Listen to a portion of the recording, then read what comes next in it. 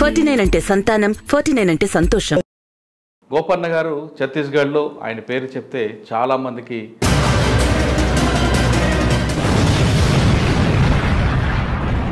అంటే ఆదివాసీలు ముఖ్యంగా గోపన్న అంటే వాళ్ళ దృష్టిలో దేవుడు.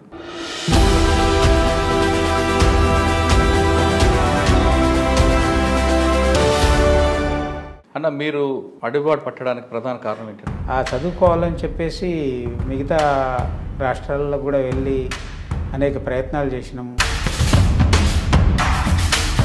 ఈ రెండిటల్లో ఎటు తేల్చుకునే పరిస్థితుల్లో ఏదో ఒక లైన్లోకి వెళ్ళిపోవాల్సిన ఒక బలహీన పరిస్థితి. అసలు ఇప్పుడు కూడా రూపాయి విలువ కూడా తెలియని గ్రామాలు ఉన్నాయి. బస్తర్ అంటే కూడా ఏ స్టేట్లో ఉందనేది మాకు నాలెడ్జ్ లేదు. తెలుగు ఫిలింలో ఎవరో ఆదివాసీ ట్రైబ్స్ అనేది చూపించినప్పుడు మాత్రమే. ఈ దాడులు ప్రతి దాడుల్లో మీకు బాగా గుర్తుండిపోయిన సంఘటనలు చెప్పండి. మేమున్నప్పుడు దాదాపు పోలీసులు ఒక పక్క ఉండేది, మేము ఒక పక్క ఉండేది. అవును. అయితే వాళ్ళ సమాచారం మాకు వచ్చేది కానీ మా సమాచారం వాళ్ళ ఇంకొక పక్క. కానీ అప్పటికి తెలంగాణలో ఉంది. ఆ రోజు పార్టీ కూడా కాన్సన్ట్రేషన్ చేసింది ముఖ్యంగా తెలంగాణ వైపు. మరి 26 సంవత్సరాల్లో ఆదివాసులు ఎందుకు ఇంకా ముందుకు రావట్లేదు అభివృద్ధి వైపు? మంచి ప్రశ్న అండి సార్. ఆర్థిక పరిస్థితులు అక్కడ ఉన్న గవర్నమెంట్లు పట్టించుకోవటం లేదు. అటువంటి గ్రామాల్లో మీలాంటి మీడియా వాళ్ళు పోయి ముందుకు తీసుకొస్తే కనీసం ఆ విధంగా ప్రజలకు మీరు సహాయపడ్డ వాళ్ళు అయితే. కానీ క్రమేపీ ప్రజలు పార్టీకి దూరం అవడానికి కారణం ఏమనుకోవచ్చు? పోలీసులు ఏమన్నారండి? ఛత్తీస్గఢ్ పోలీసులు ముందు చంపే ప్రయత్నం చేసిరు మమ్మల్ని. ఆ తర్వాత మేము దాన్ని ఇటీవల కాలంలో పోలీసుల మీద దాడులు ఎక్కువయ్యాయి. అంటే రక్తపాతం అనేది దీనికి ఫుల్ స్టాపా, లేదా దీనికి ఇంకే సామాజిక కోణంలో దీనికి ఏమైనా ఫుల్ స్టాప్ తీసుకోవచ్చు? ఫుల్ స్టాప్ పెట్టే పరిస్థితులు నా ఉద్దేశంలో ఏంటిదని అంటే అక్కడ ఉన్నాయి రెండే.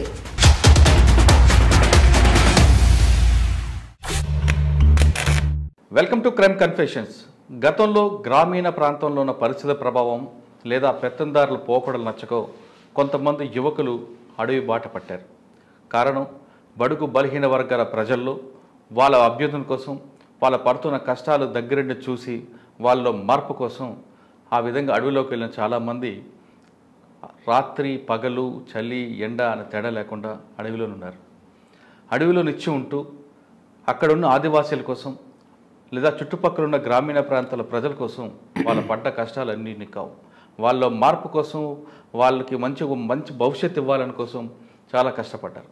ఆ విధంగా అడవిలో దాదాపు 20-30 సంవత్సరాల అడవిలో ఉండి నిత్యం ప్రజల కోసం పనిచేస్తూ పోలీసుల యొక్క వ్యూహాలు తప్పించుకుంటూ వాళ్ళు పనిచేశారు. అటువంటి వాళ్ళు కొంతకాలం తర్వాత పార్టీలు విభేదాలతోనో లేదో కొన్ని ఆర్థిక సమస్యలు లేదా అనారోగ్య సమస్యలతో లేదా వ్యక్తిగత సమస్యలతోనో తిరిగి జనజీవన సంస్థలు కలిసిన వారు కానీ లేదా పోలీసులు కొంతమందిని అరెస్ట్ చేసి జైల్లోకి పంపి తర్వాత బెయిల్పై విడుదలైన వారు కానీ పరిచయం చేసే కార్యక్రమంలో ఈ వారం మన గెస్ట్ సత్యంరెడ్డి అన్న అలియాస్ గోపన్న. గోపన్న గారు ఛత్తీస్గఢ్లో ఆయన పేరు చెప్తే చాలామందికి అంటే ఆదివాసీలు ముఖ్యంగా గోపన్న అంటే వాళ్ళ దృష్టిలో దేవుడు. ఎందుకంటే ఛత్తీస్గఢ్ ప్రాంతంలో జనతన సర్కారు రూపకల్పనలో ఆయన ప్రధాన పాత్ర పోషించారు. ఇప్పటికీ జనతన సర్కారు అంత చక్కగా నడుస్తుందంటే ప్రధాన కారకుడు గోపన్న అలియాస్ సత్యంరెడ్డి. దాదాపు 20 సంవత్సరాల పైగా అడవిలో ఉండి ఆదివాసీల కోసం నిత్యం కృషి చేసిన సత్యమన్న తర్వాత అరెస్ట్ అయ్యి జగదల్పూర్ జైల్లో 2006 నుండి జైల్లో ఉన్నారు. జగదల్పూర్ జైలు అంటే అసలు ఆషామాషి వ్యవహారం కాదు. అక్కడికి ఎలాంటి కేసులున్నా లేకపోయినా జైల్లో పడి కొన్ని సంవత్సరాలుగా మగ్గిపోతుంటారు. అక్కడ అండమాన్ జైలుకి తలపించేలా ఉండే జగదల్పూర్ జైల్లో దాదాపు 16 సంవత్సరాలు ఉండి ఆయన ఇటీవల బయటకు వచ్చారు. ఆయన్ని మీకు పరిచయం చేస్తున్నా. ఆయన అడవి బాట పట్టడానికి అప్పట్లో ఉన్న పరిస్థితులు ఏంటి, జగదల్పూర్ జైల్లో జరిగిన కష్టాలు ఏ విధంగా ఉండేవి, జనతన సర్కార్ రూపకల్పనలో ఆయన చేసిన కృషి ఏంటో ఆయన తెలుసుకుందాం. అన్న నమస్తే. నమస్తే సార్. సత్యమన్న అలియాస్ గోపన్న. ఓకే సార్, నమస్తే. ఛత్తీస్గఢ్లో జగదల్పూర్ అవ్వచ్చు, దంతెవాడ, బీజాపూర్, ఇటు మనకి ఖమ్మం సరిహద్దు ప్రాంతాల్లో గోపన్న అనగానే ఆదివాసుల ముఖంలో ఒక వెలుగు, ఒక అందమైన నవ్వు కనిపిస్తుంది. ఎందుకంటే వాళ్ళ కోసం నిత్యం పోరాటం చేసే ఆ పోరాట యోధుల్లో మీరు ఒకరు ఉండటంతో అంత మంచి పేరున్న మీకు సరే పార్టీ కోసం చేసామా ప్రజల కోసం చేసామా అన్నది పక్కన పెడితే జగదల్పూర్ లాంటి ఒక అండమాన్ జైల్లో మీరు దాదాపు 16 సంవత్సరాలు జైలు జీవితం అనిపించారు. అక్కడ కేసులుండో ఏముండో తీసుకొచ్చి జైల్లో పడేయడం అనేది అక్కడ ఉన్న ఒక ఆచారంగా జరుగుతుంటుంది. అటువంటి జైల్లో 16 సంవత్సరాలు ఉన్నప్పుడు ఏ విధంగా ఉండేవారు? మీరు అసలు అడవి బాట పట్టడానికి మీకు అప్పుడున్న పరిస్థితులు ఏమి ఉండేవి? సాధారణంగా అడవిలోకి వెళ్ళే వాళ్ళందరూ కూడా బడుగు బలహీన వర్గాలు చెందిన వారు ఉంటారు. కానీ మీరు అగ్రవర్ణంలో పుట్టి పేద ప్రజల కోసం బడుగు వర్గాల కోసం ఎందుకు మీరు అడవి బాట పట్టాల్సి వచ్చిందో ఒకసారి చెప్పండి. మేము అగ్రవర్ణాలుగానే పుట్టాము, కానీ మాకు అంత ఆర్థిక స్తోమత లేదు. మా స్తోమతకు సంబంధించి లోవర్ మిడిల్ క్లాస్లో మేమున్నాం. ఆ రోజు పేరుకి అగ్రవర్ణాలు కానీ కింద మన పేదరికం ఉంది. ఆ వర్ణాలకు సంబంధించింది అదొక మెయిన్ సమస్య కూడా నేను పోవటానికి కూడా. ఎందుకనంటే మాకు ఆర్థిక స్తోమత లేదు. చదువుకోవడానికి సంబంధించి ఎక్కడ చూసినా రిజర్వేషన్స్ ఉన్నాయి. ఆ రిజర్వేషన్ సౌకర్యం మాకు లేదు. దానికి తగ్గట్టు సొంతంగా వ్యక్తిగతంగా చదువుకోవాలంటే ఇంట్లో పరిస్థితి ఆ విధంగా లేదు. ఆ రోజున్న మా ఆర్థిక పరిస్థితులే. ఏ ఊరన్నా మాది నల్గొండ జిల్లా మిర్యాలగూడెం తాలూకా మండలం ఆలగడప పంచాయతీకి సంబంధించి సుబ్బారెడ్డిగూడెం అండి మా ఊరు. అమ్మ నాన్న అన్నదమ్ములు ఎంతమంది? మేము పార్టీలో పోయే నాటికి అందరూ మాకు ఉన్నారండి. మేము 4 అన్నదమ్ములమండి, ఒక సిస్టరు, నేను 3వ అండి. పెద్ద ఆయన వ్యవసాయం, ఇద్దరు వ్యవసాయం చేస్తారండి. నేను 3వ. నాకన్నా చిన్నవాడు ఇప్పుడు గవర్నమెంట్ ఎంప్లాయ్ అండి. అచ్చా అన్న, మీరు అడవిబాటు పట్టడానికి ప్రధాన కారణం ఏంటంటే అప్పుడు ఊర్లో గ్రామీణ ప్రాంతంలో ఎలాంటి పరిస్థితులు ఉంటాయి మీరున్న గ్రామంలో? అడవిబాట పట్టడానికి ప్రధానంగా ఆ రోజు మేము ఎదుర్కొన్న ఆర్థిక సమస్యలేనండి.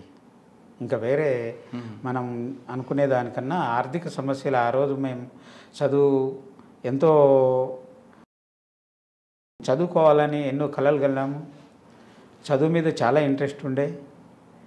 ఆ చదువుకోవాలని చెప్పేసి మిగతా రాష్ట్రాల్లో కూడా వెళ్ళి అనేక ప్రయత్నాలు చేసినాము హయ్యర్ ఎడ్యుకేషన్ కోసం. హయ్యర్ ఎడ్యుకేషన్లో మేము సక్సెస్ కాలేకపోయినాము, సీటు దొరకలేదు. ఆ తర్వాత మళ్ళీ ఇక్కడికే తెలంగాణ హైదరాబాద్లోకి వచ్చి మళ్ళీ చదువుకోవడానికి ప్రయత్నం చేసినప్పుడు పరిస్థితులు అంతా అధ్వాన్నంగా మారిపోయినాయి. మీరు ఏబీ కాలేజ్ కూడా చదివారట కదా? ఏబీ కాలేజీలో మేము ఇంటర్మీడియట్ పాస్ అయినామండి. First year second year intermediate అక్కడే చేసాము. ఆ తర్వాత మేము అగ్రికల్చర్ బీఎస్సీ చదవటానికి కోసము అదర్ స్టేట్స్కి వెళ్ళి చాలా ప్రయత్నం చేశాము. ఆ ప్రయత్నం చేసినవి సక్సెస్ కాలేదు. దాని తగ్గట్టు మాకు రికమెండేషన్ సమస్య వచ్చింది, పొలిటికల్ రికమెండేషను, డొనేషన్ సమస్య కూడా వచ్చిందండి. ఈ 2 సమస్యల వల్ల మేము పై చదువులు చదవలేకపోయి మళ్ళీ రిటర్న్ హైదరాబాద్కి వచ్చి డిగ్రీలో అప్లై చేసి చదవడానికి ప్రయత్నం చేసి చదివించే పరిస్థితి కూడా ఇంటికాడ లేదు. ఈ పరిస్థితుల్లో ఇంకా మాకు ఏమి అనేది అర్థం కాలేదండి. ఇంట్లో ఆర్థిక పరిస్థితులు దెబ్బతినటం, ఇటు హయ్యర్ స్టడీస్ కోసం చేసిన ప్రయత్నాలన్నీ ఫెయిల్ కావటం, ఈ రెండిటల్లో ఎటు తేల్చుకొని ఒక సందిగ్ధ పరిస్థితుల్లో ఏదో ఒక లైన్లోకి వెళ్ళిపోవాల్సిన ఒక బలహీన పరిస్థితి ఏర్పడి ఒక నిర్ణయం తీసుకోవాల్సి వచ్చింది. తీసుకున్నామండి. అంటే మీకు ఆ లైన్ తీసుకోవడానికి ఆ లైన్ చూపించిన వ్యక్తి ఎవరు ప్రోద్బలంతో వెళ్ళారా, లేదా ఎవరైనా ఆకర్షితులు చేసి వెళ్ళారా భావాజాలం వైపు? జనరల్గా మా కాలేజీ చుట్టుపక్కల మా ఫ్రెండ్స్ సర్కిల్లో ఇటువంటిది ఒక వాతావరణం ఉండేది. ఏవీ కాలేజీ బయట ఫ్రెండ్స్ సర్కిల్లో కూడా. కానీ మాకు ఆ ఇంట్రెస్ట్ లేకుండా ఉండేది. మేము ఒకటే టార్గెట్ పెట్టుకుని గోల్ పెట్టుకుని చదివినామండి.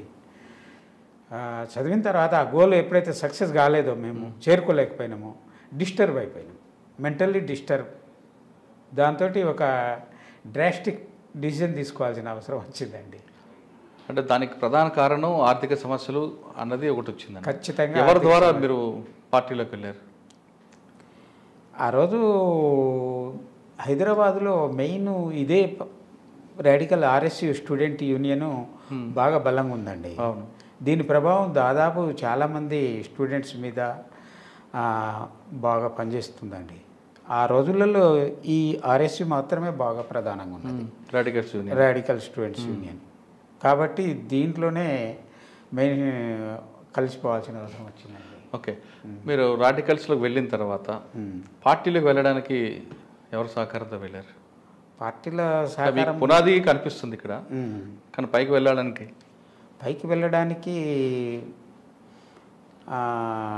ఇక పార్టీలో రకరకాల వ్యక్తులు మేము ఎప్పుడైతే ఈ పరిస్థితుల్లో ఎదుర్కొన్న పరిస్థితులు చెప్పినామో వాళ్ళు దాన్ని అర్థం చేసుకొని ఆ తర్వాత అవకాశాలని వాళ్ళు కల్పించారు.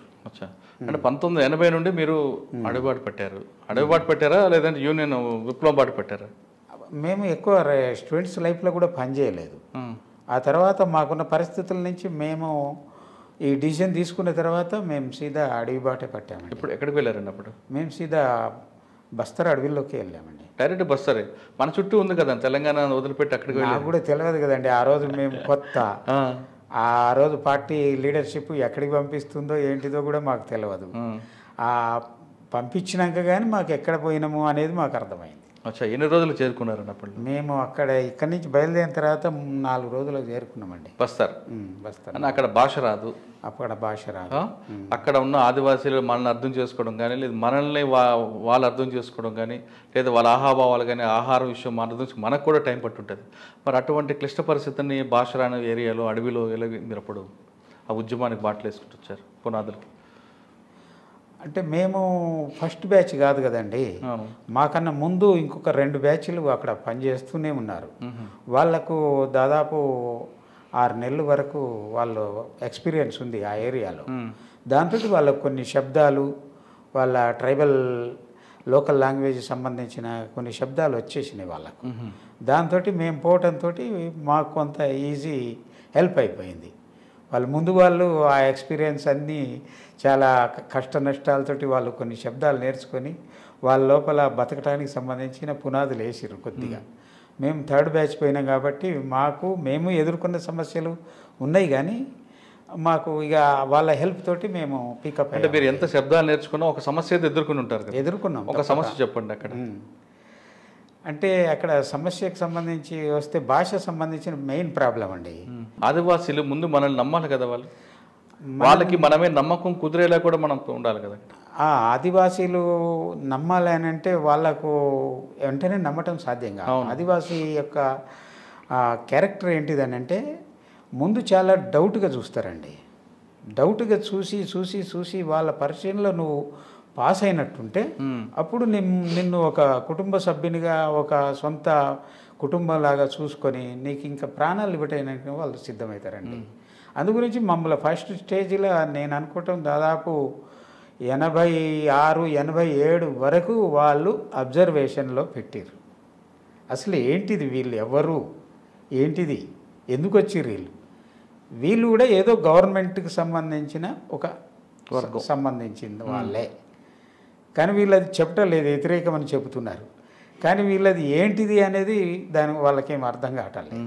కానీ మేము చెప్తున్నాం, అర్థం చేస్తున్నాం, కానీ వాళ్ళు నమ్మటానికి అది సిద్ధంగా లేరండి. అది 86, 87 వరకు కూడా వాళ్ళు ఆ అబ్జర్వేషన్లో పెట్టి క్రమంగా మా చెప్పటంతో కాదు, మా యొక్క ఆచరణను వాళ్ళు పరిశీలించారు.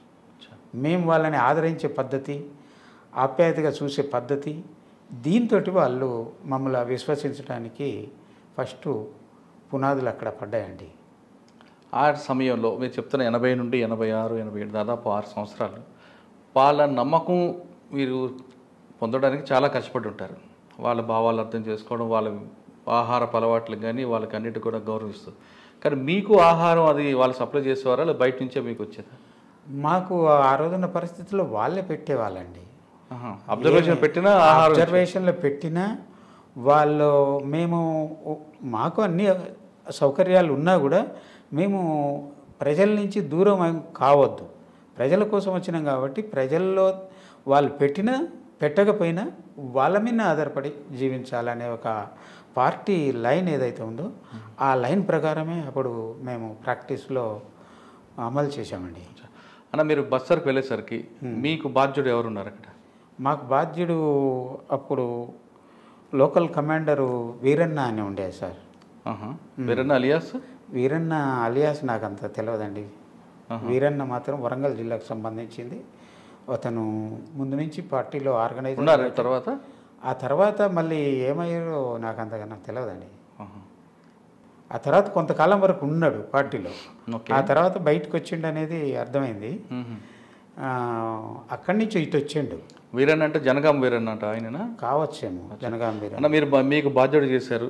మీరు వెళ్ళేసరికి అక్కడ ఉన్న ఆదివాసుల సమస్య ఉంది ప్రధానంగా మీకు ఏం కనిపించింది? అక్కడ మేము వెళ్ళే నాటికి ఆదివాసుల సమస్య అంటే బస్తర్లో ముఖ్యంగా మెయిన్ సమస్య ఫారెస్ట్ డిపార్ట్మెంట్ అండి. ఫారెస్ట్ డిపార్ట్మెంట్ వాళ్ళని బతకనివ్వక చావనివ్వక వాళ్ళని అన్ని రకాలుగా ఇబ్బంది పెడుతూ వాళ్ళ కొద్ది గొప్ప ఆదాయాలను కూడా కొల్లగొడుతూ వాళ్ళని చాలా ఇబ్బందులకు గురి చేసేవాళ్ళు ఫారెస్ట్ డిపార్ట్మెంట్ అండి. అంటే ముఖ్యంగా ranger, forester, guards, beat guards వీళ్ళ దౌర్జన్యం విపరీతంగా ఉందండి ఆ రోజు. అన్న నేను కొద్ది సంవత్సరాల క్రితం బస్తర్ చూసాను. అది అసలు మనం దేశంలో ఉన్నామా అనే భావం కలుగుతుంది. మనం అంతా ఒక వైపు అభివృద్ధి చెందుతుంటే ఆ బస్తర్ ప్రాంతంలో కొన్ని ప్రాంతాలు ఇప్పుడు కూడా రూపాయి విలువ కూడా తెలియని గ్రామాలు ఉన్నాయి. ఇప్పుడే ఇలా ఉందంటే మీరు వెళ్ళేసరికి ఏ విధంగా ఉండేది అక్కడ? మీరు అడుగుతున్న ప్రశ్నే మాకు ఆ సందేహం కలిగింది. అసలు ఇది ఈ ప్రాంతం ఎక్కడ ఉంది? అదే మన ఇండియా మ్యాప్లో ఇది ఎక్కడ ఉందండి? బస్తర్ అంటే కూడా ఏ స్టేట్లో ఉందనేది మాకు నాలెడ్జ్ లేదు. అసలు ఈ పీపుల్ చూస్తే మనము తెలుగు ఫిలింలో ఎవరో ఆదివాసీ ట్రైబ్స్ అనేది చూపించినప్పుడు మాత్రమే ఆ ఫిలింలలో కొద్దిగా ఇంకా మంచిగానే కొద్దిగా కనిపిస్తుందండి. కానీ అంతకన్నా ఇంకా తక్కువ స్థాయిలో అక్కడ ఆదివాసులు బతకటం అనేది ఉందండి. ఆ ఆదివాసులకు మెయిన్గా అక్కడున్న గవర్నమెంట్స్ నుంచి తగిన ప్రోత్సాహము అందకపోబట్టే వాళ్ళు ఆ విధంగా ఉండటానికి మెయిన్ కారణం అండి. స్వతంత్రం వచ్చి మేము పోయే నాటికి స్వతంత్రం వచ్చి అప్పటికి ఎన్ని సంవత్సరాలండి? దాదాపు 80 కదా, దాదాపు 40 సంవత్సరాలు, 43 సంవత్సరాలు అయిన తర్వాత కూడా వాళ్ళు ఎక్కడో అండమాన్ నికోబార్ల కన్నా అదే పరిస్థితిలో ఉన్నారని అంటే అది దేశం నడిబొడ్డున. అదే చాలా ఆలోచించాల్సిన విషయం అండి సార్. అంటే నాకు ఆ బస్తర్ ప్రాంతంలో ఒక సంఘటన కదిలిచ్చిందండి. అప్పట్లో ఒక చపాతీ చేయడానికి కర్ర మీద గోధుమ పిండి పెట్టి ఆ రొట్టె కర్ర కూడా లేకపోతే ఆయిల్ సీసాతో చపాతీకి సర్వ్ చేస్తున్నారు వాళ్ళు. అది ఆ రొట్టె కర్ర ఉంటుందనే విషయం కూడా వాళ్ళు తెలియని దీంట్లో ఉన్నారు. నాకు అంటే మనం ఎక్కడున్నావా అనేది నాకు అసలు ఏ దేశంలో ఉన్నారా మనం అనే భావన కల్పించింది. ఇటువంటి సంఘటన మీకు ఎదురైంది అక్కడ? మాకు కూడా ఎదురైనాయి సార్. మెయిన్గా బట్టలు కట్టుకోవటంలో వాళ్ళకున్న సమస్యతో అది అసలు మనం ఎక్కడున్నాము ఈ దేశంలో, ఈ గ్లోబ్లో ఎక్కడున్నాం మనం పనిచేస్తున్నది? ఎంత హీన స్థాయిలో ఉన్నారు వాళ్ళు. లేడీస్ అండి మీకు చెప్పలేము కానీ మనం విషయాలుగా లేడీసు కింద ఒక ముక్క ఉంటుందండి బట్ట, మీద ఉంటే ఉంటుంది, ఉండకపోతే ఉండదండి. అటువంటి హీనమైన పరిస్థితి అండి వాళ్ళది. ఇక జెంట్స్కి వస్తే ఒక లుంగి యువకులు అయితే ఒక లుంగి ముక్క కట్టుకుంటారండి. ఇక అదే ఏజ్డ్ వాళ్ళైతే చిన్న ఒక గోసి మాత్రం పెట్టుకుంటారండి సార్. ఇటువంటి హీనమైన పరిస్థితి వాళ్ళు అనుభవిస్తున్నారు. మీరు వెళ్ళిన తర్వాత వాళ్ళ మార్పు కోసం వీరన్న గారి సారథ్యంలో పనిచేశారు. అంటే వాళ్ళు రాజకీయ పరిజ్ఞానం కోసం చేశారా, లేదా వాళ్ళ అభివృద్ధి కోసం అభివృద్ధి వైపు అడుగులు వేయడానికి సహకారం చేశారా? మేము వాళ్ళని అర్థం చేసుకోవడానికి ప్రయత్నం చేసినాం. ఫస్ట్ స్థాయిలో వాళ్ళకున్న సమస్యలు ఏంటి, వాళ్ళు ఎదుర్కొంటున్న ఏ సమస్యలు వీళ్ళు ఇబ్బంది పడుతున్నారు, ఎందుకు ఈ విధంగా ఆర్థిక స్థాయి వీళ్ళది పెరగలేదు అనే విషయాల మీదనే మేము ఫస్ట్ తెలుసుకోవడానికి ప్రయత్నం చేసినాం.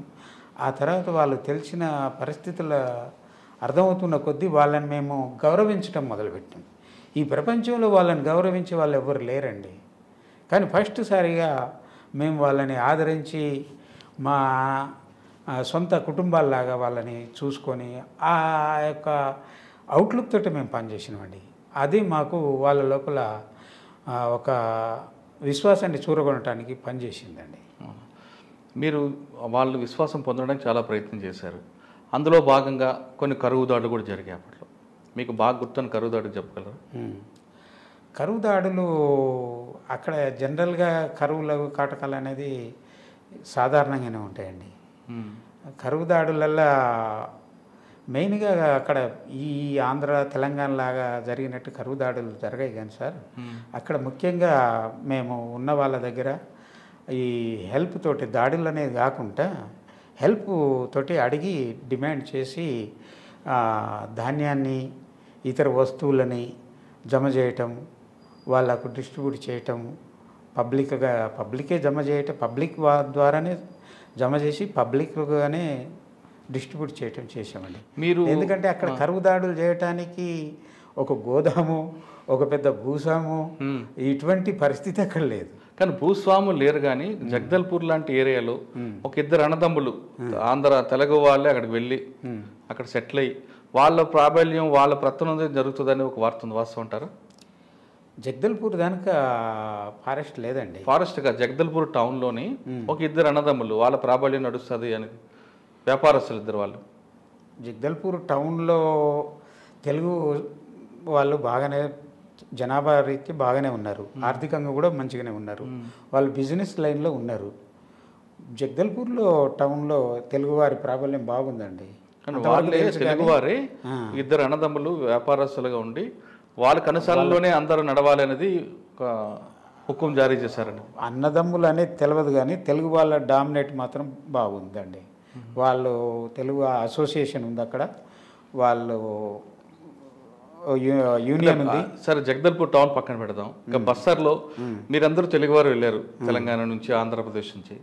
మీరు వచ్చారేంటి, మీ పెత్తనం మా మీద అనుకుంటూ ఛత్తీస్గఢ్, మధ్యప్రదేశ్, బస్తర్ వాళ్ళు ఎప్పుడైనా ఎదురు పర్లేదా, మీకు ఎదురు తిరగలేదా? అటువంటిది పార్టీలో అది బయట ప్రచారం అండి. పార్టీలో లోకల్ అని, నాన్ లోకల్ అని, వీళ్ళు తెలుగు అని, ఇవన్నీ బయట చేసే ప్రచారాలండి. పార్టీలో ఇది ఎప్పుడు ఇటువంటి ప్రచారం ఎప్పుడు దీనికి చోటు లేదు. పార్టీ ఏం చెప్తే నిర్ణయం అంతే. పార్టీలో దీనికి అసలు ఈ క్యాస్ట్లు కానీ, ఈ లోకల్ నాన్ లోకల్ మెథడ్స్ కానీ ఇటువంటి అవుట్ ఆఫ్ డిస్కషన్. ఇవన్నీ కూడా టైం వేస్ట్ డిస్కషన్స్. ఇదంతా కూడా వేరే వాళ్ళు క్రియేట్ చేస్తారు.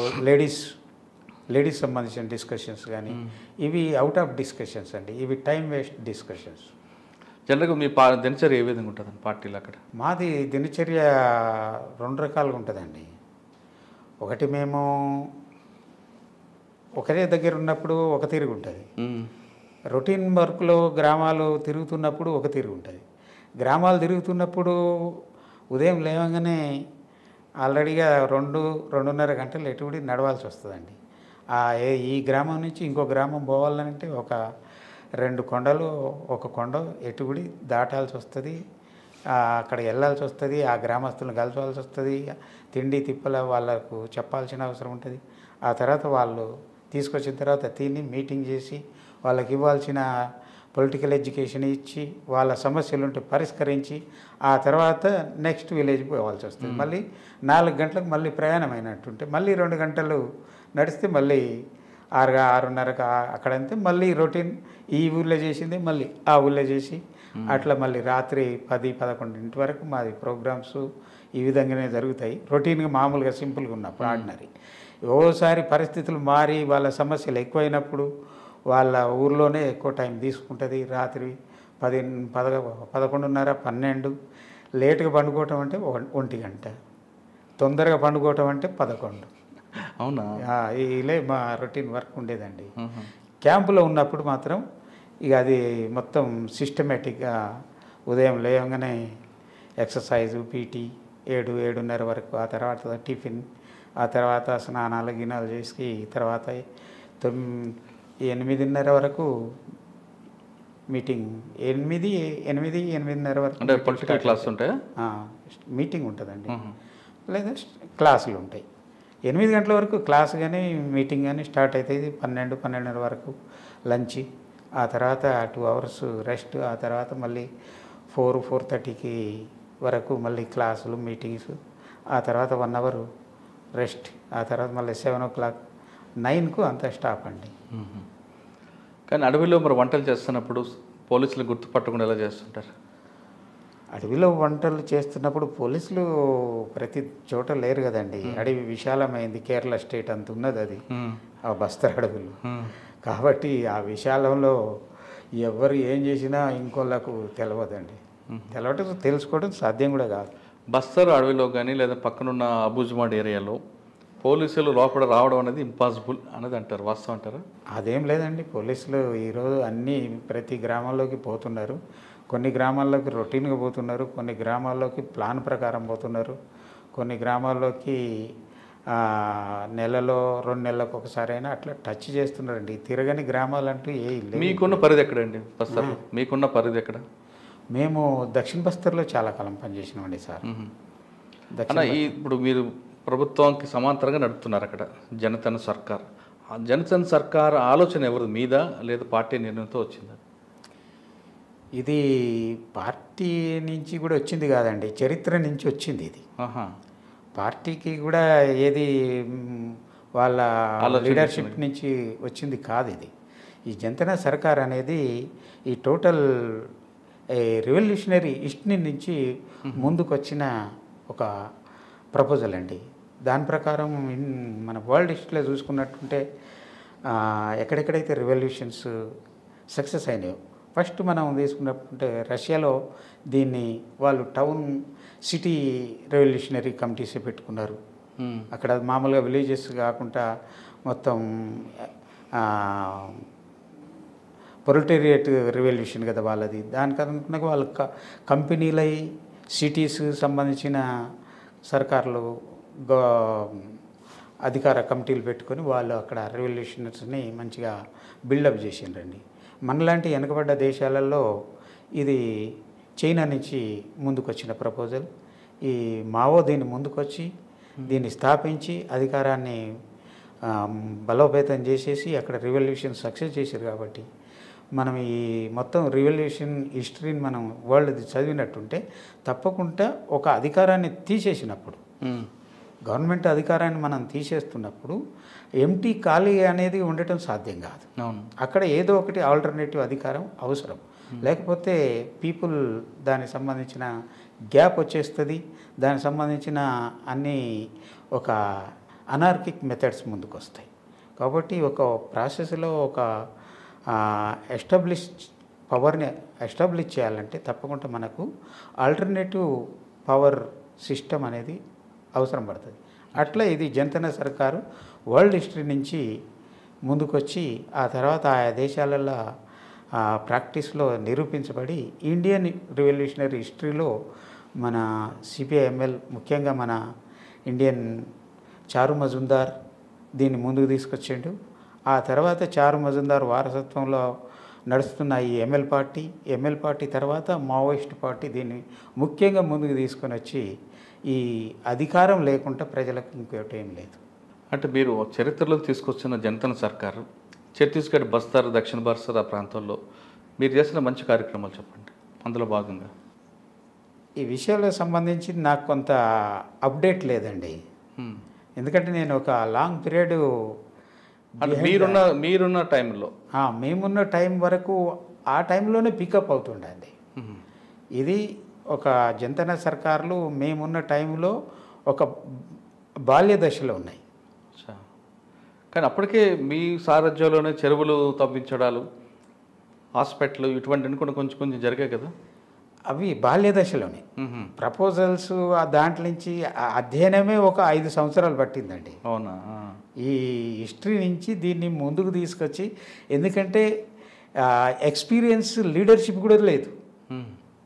మన దేశంలో ఉన్న దుర్దశ ఏంటంటే ఎక్స్పీరియన్స్ లీడర్షిప్ అంతా ఏదో ఒక టైంలో పక్కకు తప్పుకొనటం, మళ్ళీ కొత్త లీడర్షిప్ రావటం, కొత్త లీడర్షిప్ దాన్ని ముందుకు తీసుకుపోవటం, వాళ్ళ కొన్ని విషయాలు తెలవక ఈ కొన్ని గ్యాప్స్ వచ్చేసి సరైన టైంలో చేయలేక, సరైన నిర్ణయాలు తీసుకోలేక, మళ్ళీ దాన్ని ఎప్పుడో కొంత ముందుకు వచ్చి మళ్ళీ వెనక్కి తిరిగి ఆలోచించుకొని ఈ విధంగా చేయాల్సిందే అని చెప్పేసి మళ్ళీ నిర్ణయాలు తీసుకొని ఆ టైంలో ముందుకు పోవాలనుకుంటే మళ్ళీ ప్రాక్టికల్గా వచ్చే సమస్యలు ఇవన్నిటితోటి చాలా ఈ జనసేన సర్కారులు ఇన్ టైంలో తీసుకోలేక పోయామండి.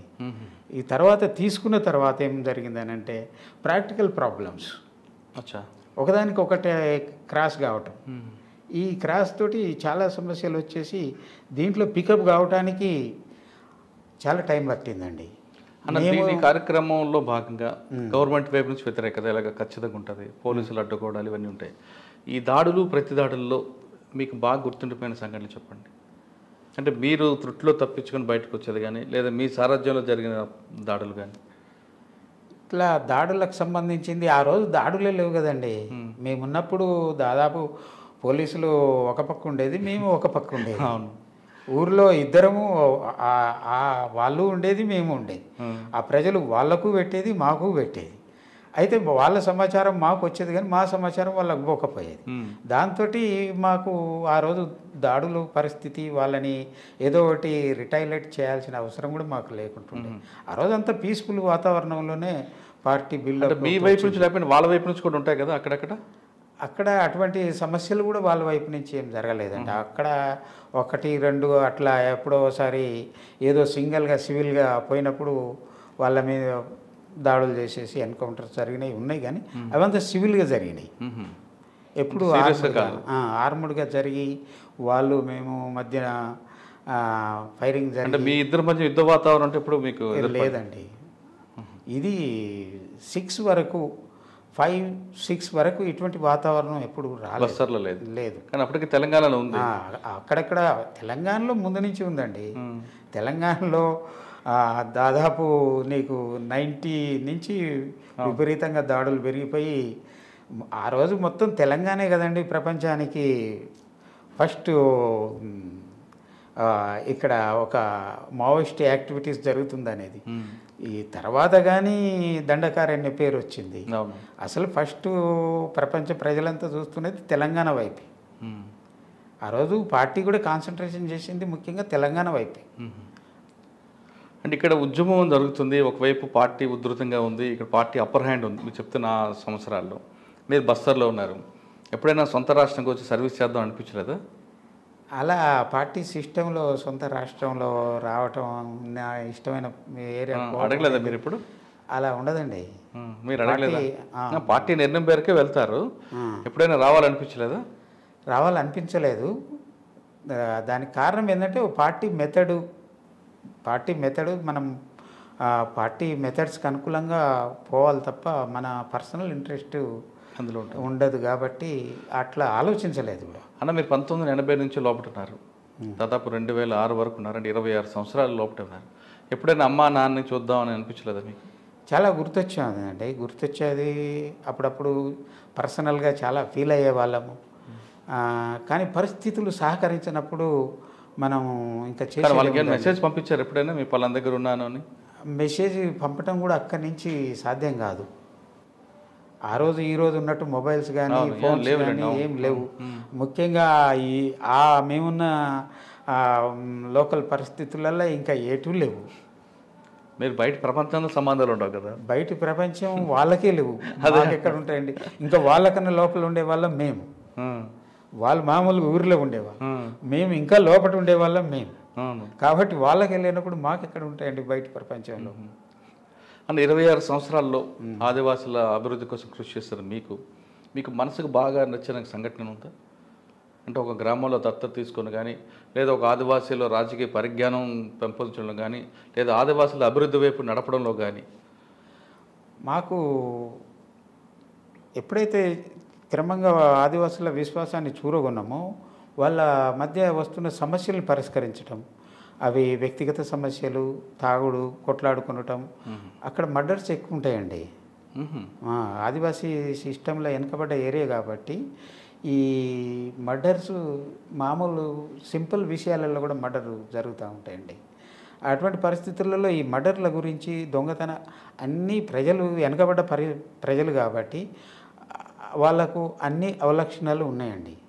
అంటే దొంగతనము, మెయిన్గా తాగుడు, ఇటువంటి కొన్ని చాలా విషయాలు కొంత అధికంగానే ఉన్నాయి.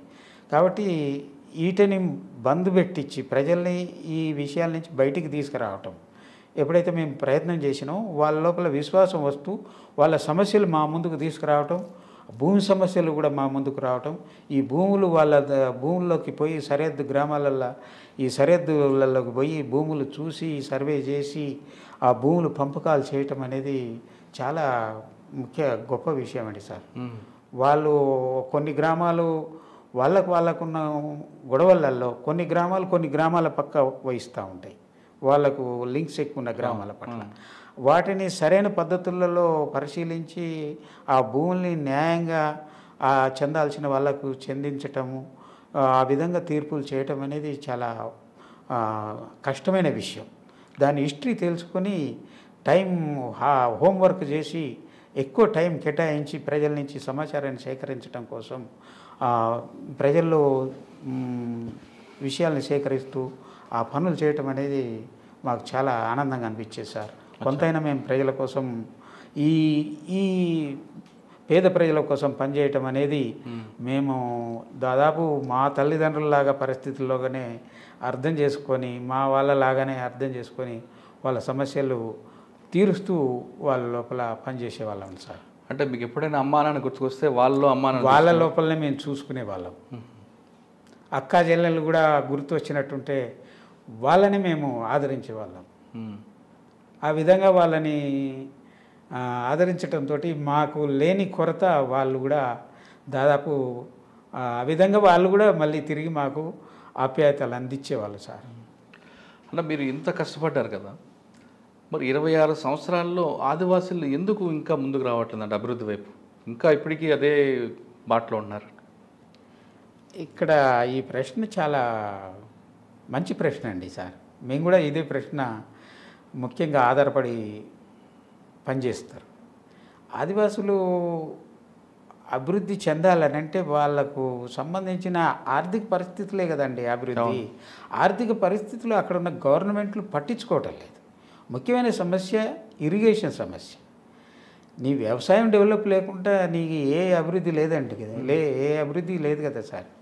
అందుగురించి వ్యవసాయం చాలా మీద ఆధారపడే వ్యవసాయం. ఒక్క పంట వర్షాకాలం మాత్రమే వస్తుంది, అది కూడా అరకొర పంట. అది ల్యాండ్స్ సమతలం చేయబడలేదు, నీటి సౌకర్యాలు లేవు, పాత వ్యవసాయ విత్తనాలు కూడా పాత విత్తనాలు, తర్వాత నాగన్లు పాతాయి, పశువులకు కూడా అరకొర పశువులు అందరికీ లేవు.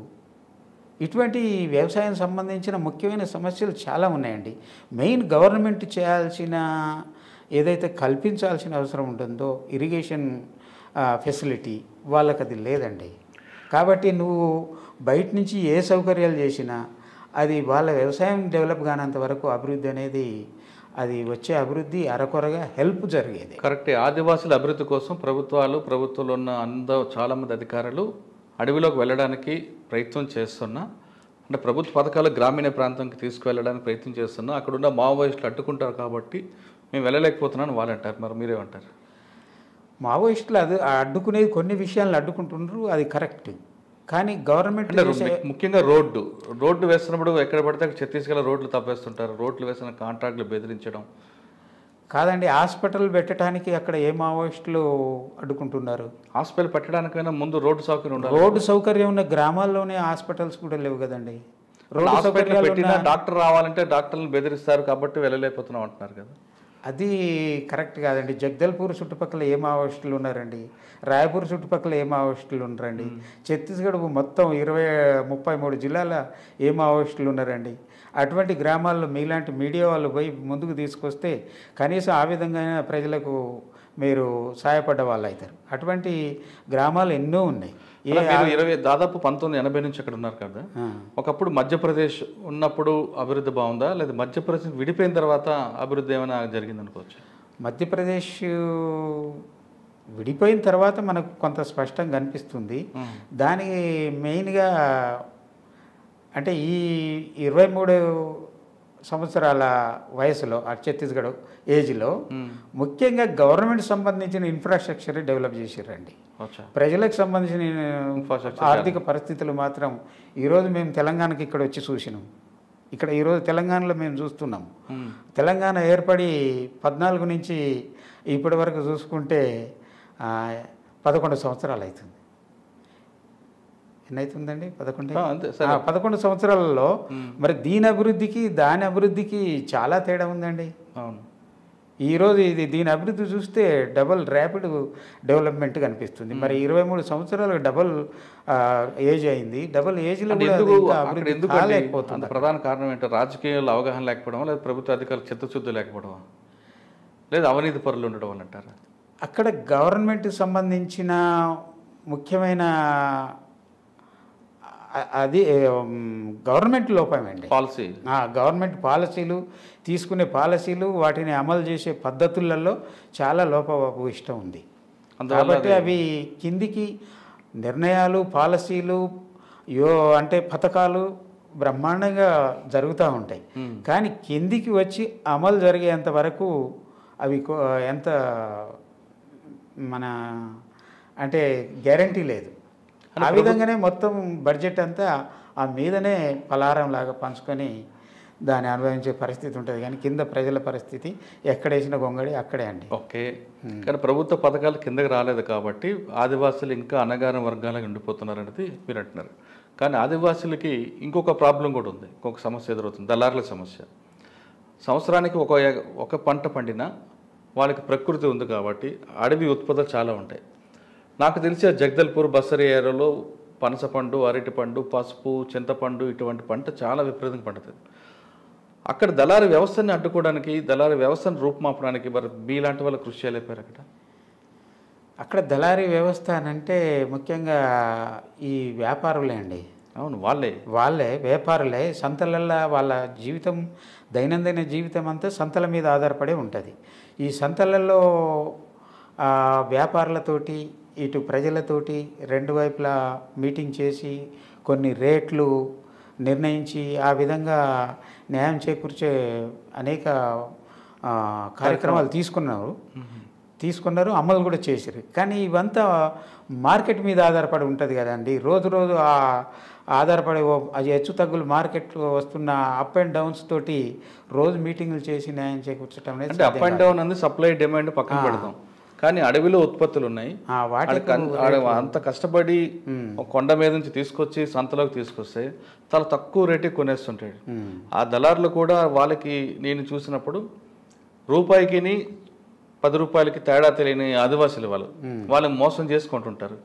వాళ్ళని కంట్రోల్ చేయాల్సిన మీరంటే పార్టీ, కానీ దళాలతో కుమ్మక్కే దళారు దగ్గర డబ్బులు డిమాండ్ చేస్తూ వాళ్ళ దగ్గర లంచాలు తీసుకుంటారు. లంచాలు అంటే పార్టీకి ముడుపులు, పార్టీకి తీసుకుంటున్నారు. కాబట్టి దళారు వ్యవస్థ ఇంకా అక్కడ పటిష్టంగా ఉందంటే పోలీసులు అంటుంటారు. మీరేమంటారు? అది తప్పండి. పార్టీ ఫండ్ కోసం వీళ్ళ దగ్గర పార్టీ ఫండ్స్ అంటూ ఏముండయి.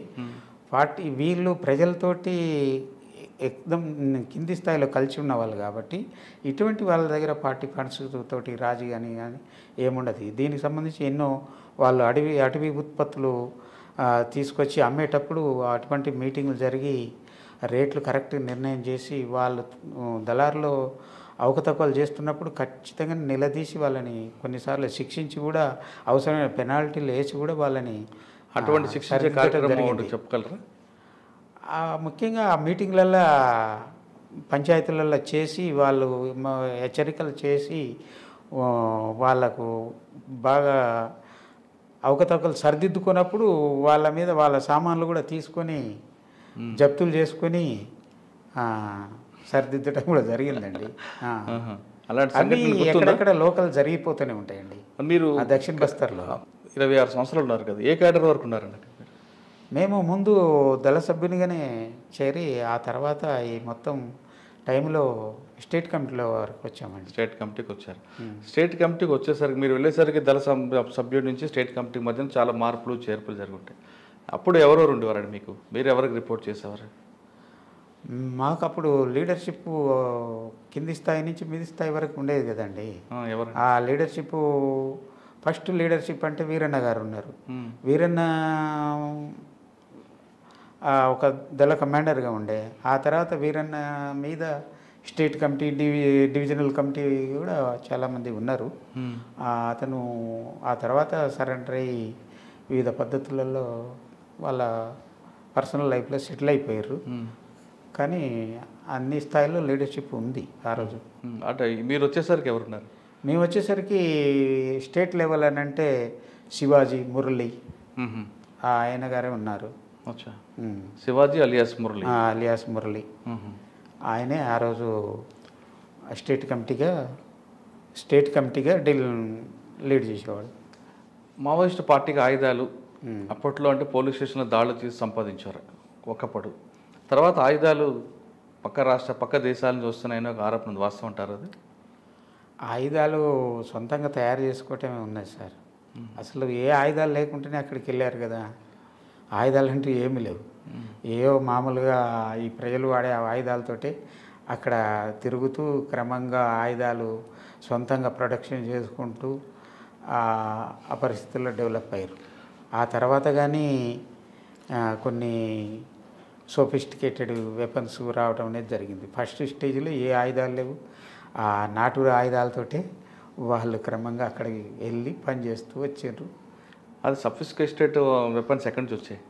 సోఫిస్టికేటెడ్ వెపన్స్ బయట ఈ పార్టీకి అర్థమవుతున్న కొద్దీ, పార్టీకి అవసరాలు పెరుగుతున్న కొద్దీ అటువంటి కొన్ని అవకాశాలు కల్పించుకోవాల్సిన అవసరం ముందుకు వచ్చింది.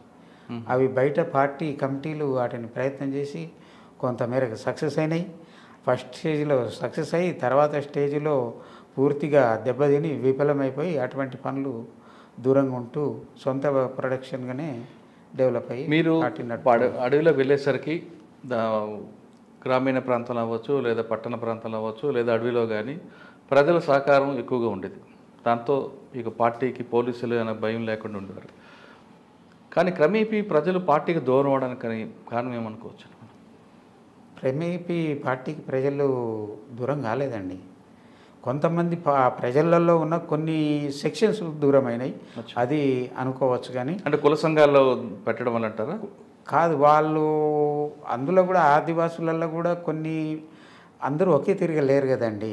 అందరూ దాంట్లో కూడా కొన్ని తక్కువ స్థాయిలైనా కూడా కొన్ని హెచ్చు తగ్గు వర్గాలు లాంటి ప్రిమిటివ్ స్టేజ్లో ఉన్నాయి. కొంతమందికి గొడ్లు ఉండి వ్యవసాయం చేసుకునే మనుషులు ఉండి ఆర్థికంగా కొంత బలపడి ఉన్నోళ్ళు ఉన్నారు కొంతమేరకు.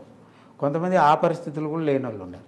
అటువంటి వాళ్ళ మీద ఎప్పుడైతే ప్రజలు వాళ్ళ మీద రిపోర్ట్ చేయటం, వాళ్ళకి వ్యతిరేకంగా చర్యలు తీసుకోవటం, వాళ్ళని ప్రజల్లో నిలబెట్టి చర్చించటం, ఇవన్నీ చేయటం ద్వారా వాళ్ళకు అటువంటి వాళ్ళు పార్టీకి వ్యతిరేకంగా అయ్యి ఆ తర్వాత కొద్దిగా సెక్షన్స్కి కూడా పెరిగి కొంతమంది రెచ్చగొట్టడం ద్వారా అటువంటి సెక్షన్స్ వ్యతిరేకమైనవి. కానీ మనం చరిత్ర చూస్తుంటే మీ వరకు తీసుకుంటే చదువుకోవాలని వచ్చారు, ఇంటర్మీడియట్ చదివారు. అంటే ఇంటర్మీడియట్ అప్పుడు డిగ్రీతో సమానం, అంత బాగా క్వాలిఫికేషన్ ఉండేది, క్వాలిటీ ఉండేది.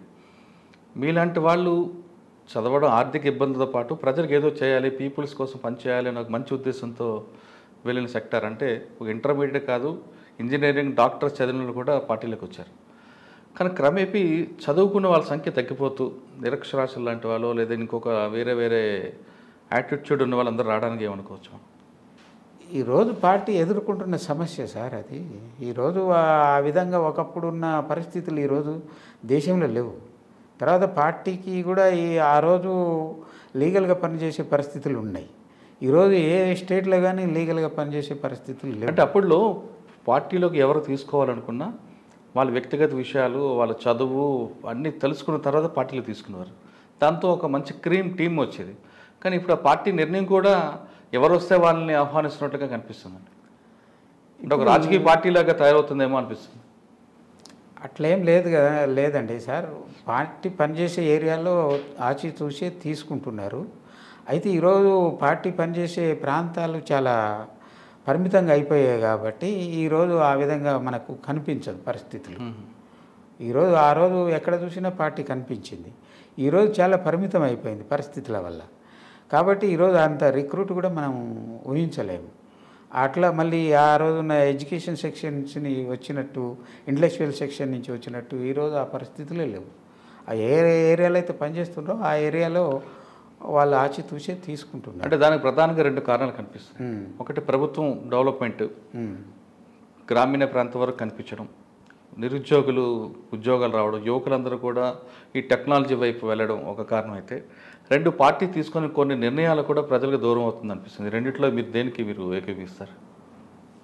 ప్రధానంగా ఈ రెండు ఎంత ఉన్నా అది వేరు విషయాలండి. రెండు ప్రధానంగా నిర్బంధం సమస్య, ఇదే మెయిన్ సమస్య. బ్యాండ్ ఆర్గనైజేషన్ కాబట్టి దీంట్లో ఉన్న అనేక సమస్యలు ఉన్నాయి. ఈ బ్యాండ్ ఆర్గనైజేషన్ కాబట్టి పని చేయటంలో సమస్య, తర్వాత జరుగుతున్న నష్టాలు, ఇవి మెయిన్ సమస్య అండి. అంటే ఇది ఆ రెండు సమస్యలు, మీరు చెప్తున్న రెండు సమస్యలు, ఈ సమస్యలు మనం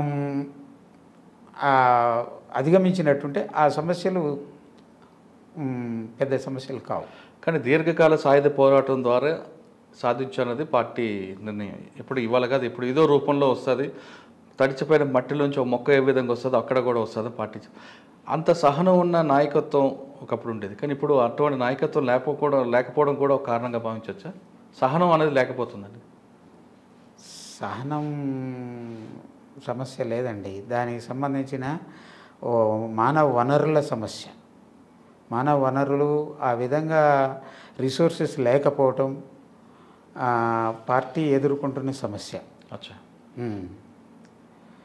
అంతేగాని పార్టీ అనేది ఎప్పుడు ప్రజల గుండెల్లో ఉంటుంది. ప్రజల గుండెల్లో ఉంటుంది అనేది కాకుండా పార్టీ సహనంతోనే పనిచేస్తున్నది. కానీ మారుతున్న కాలానికి అనుగుణంగా లైన్ మార్చకుండా ఉంటే అది మీకు బెనిఫిట్ ఏమొస్తుంది? మారుతున్న పరిస్థితుల కన్నా నాగరికత మారుతుంది, యువకులు మారుతున్నారు, వాళ్ళ ఇంకా ఆలోచనలు మారుతున్నాయి. మనం ఇంకా ఎప్పుడో కాలం చేయలేన లైన్ పెట్టుకుంటే కష్టం కదా. అది ఆ పార్టీ లైనే అదండి, ఆ పార్టీ లైనే అది కాబట్టి దాంట్లో నుంచి వాళ్ళు డివియేట్ కారు. అట్లా డివియేట్ అయ్యి ఈ సమస్యలు ఎన్నో ఎదుర్కొన్నప్పుడు మనము దానికి రాజకీయ పార్టీకి సంబంధం లేదంటారు. ఆ లైను, ఆ పార్టీకి సంబంధించిన లైను అది ఆ విధంగానే నడుస్తుంది. దాంట్లో ఎన్ని సమస్యలు వచ్చినా వాళ్ళు అదే పద్ధతిలో నడుస్తారు.